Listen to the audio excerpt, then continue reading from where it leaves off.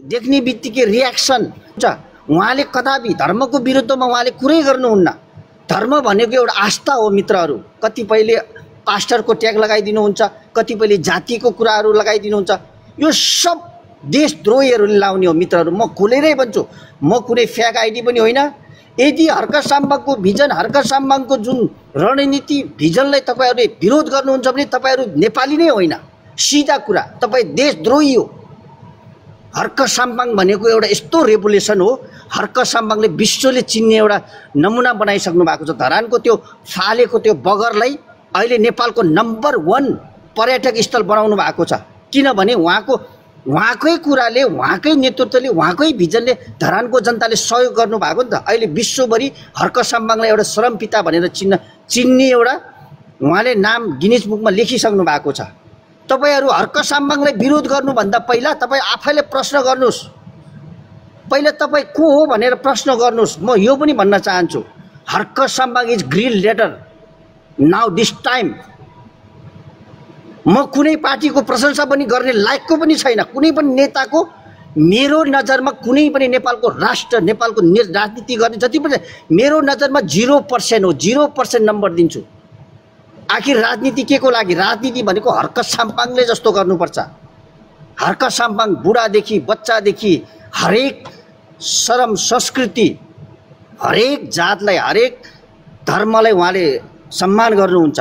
तर केही नपाएर कतिपय यो देशद्रोहीहरूले कतिपय जातको कुरामा ट्याग लगाइदिने, कहिले धर्मको कुरामा लगाइदिने। मित्रहरू, म यही हाम्रो बिआर दुलालजीको अफिसियल यो मिडिया, यो ब्रोडकास्टबाट तपाईँहरूलाई म अनुरोध गर्दछु, अबको यो समय हर्क साम्बाङ बाहेक देशलाई उन्नति गर्न सक्दैन। तपाईहरू लेखेर राख्नुहोस्। अहिले 200 भन्दा बढी पार्टी दर्ता भइसक्यो। तपाईँ हामी सधैँ पार्टीमा जय जयकार गरिराख्ने, तपाईँ हामी सधैँ भोट हालिराख्ने। मेरो बाउ विदेश, मेरो छोरा विदेश, म विदेश, मेरो छोरी विदेश, त्यो विदेश पठाउनकै लागि तपाईँहरूले जिन्दाबाद मुर्दाबाद गर्ने।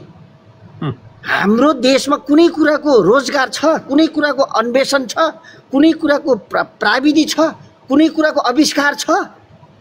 तपाईँहरू हेर्नुहोस्, हर्क साम्बाङको हरेक पर्पल शब्दहरू तपाईँले बुझ्ने कोसिस गर्नुहोस् मित्रहरू। तपाईँहरू डिग्री पढ्नुहोस्, पिएचडी पढ्नुहोस्, एमए गर्नुहोस्, एमबिबिएस पढ्नुहोस्। तर हामीले पढेको त विदेश जानलाई पढायो हो। कुनै आविष्कार गर्नु पर्दैन, एउटा किताब बोकेर हिँड्नु पर्या हुन्छ। नसकी हेर्नुहोस्, यस्तो शिक्षाले पनि हामी कहिले पनि माथि जान्छ हो। आई लाइक हर्क साम्बाङले भन्नुभएको छ 3 दिन क्लास लिने, 4 दिन काम गर्ने। यो पनि एउटा महानताको एउटा सोच हो क्या, देशभक्तिको एउटा सोच हो। तपाईँलाई म पनि त इन्टर पढाए हो नि त, म पनि एसएलसी पास गरे हो, इन्टर पढाए हो। मलाई एउटा बल्ब बनाउन आउँदैन। हाम्रो शिक्षा नीति हेर्नुहोस् त, हाम्रो शिक्षा नीति हेर्नुहोस्। तपाईँहरूले यो मूल्याङ्कन गर्नु पर्दैन। मेरो छोरा पनि 12 पढेर विदेश जानु भएको छ। मेरो छोराले 12 पढेर के गर्यो? मेरो छोराले 12 पढेर के जान्यो? तपाईँले जापान, अमेरिका, कोरिया हेर्नुहोस्। सानो सानो नानाले प्राविधिकतिर, टेक्नोलोजीतिर। हर्क साम्बाङ सरले त्यो भन्न खोज्या हो क्या। उहाँले ढुङ्गै बोक्नुपर्छ होइन, शरमै गर्नुपर्छ भन्ने होइन शिक्षा नीतिमा। तपाईँहरूले यस्तो कुरा पनि बुझ्नुहुन्न।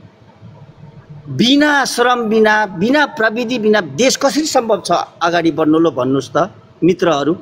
मेरो प्रश्नको क्वेसन दिनु न। तपाईँ हामीले एउटा बिजुली वायरिङ गर्न आउँदैन हेर्नुहोस्, एउटा घरको वायरिङ गर्न आउँदैन हेर्नुहोस्, एउटा चिज कुनै कुरा गर्न आउँदैन। हामी पढ्न त पढाएको छ नि, एमए पढाएको छ, पिएचडी पढाएको छ, एमबिबिएस गरेको छ। तर खोइ त टेक्नोलोजी विकसित देशहरू हेर्नु न मित्रहरू, विकसित देशहरू हेर्नुहोस्।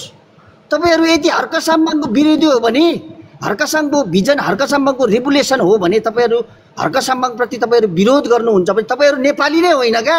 सिधा कुरा लेखेर राखिदिनुहोस्। अरे हर्क साम्बाङमा के कमी कमजोरी छ? उहाँ पढाइदेखि लिएर, टेक्नोलोजीदेखि लिएर सबै कुरामा उहाँ एकदम अब्बल हुनुहुन्छ। म किन सुदूरपश्चिमको मान्छेले किन त्यो धरानको एउटा सर्वसाधारण श्रमवितालाई किन म प्रशंसा गर्छु त? किनभने उहाँले भने जस्तो काम देशलाई दिनुभएको छ नि त।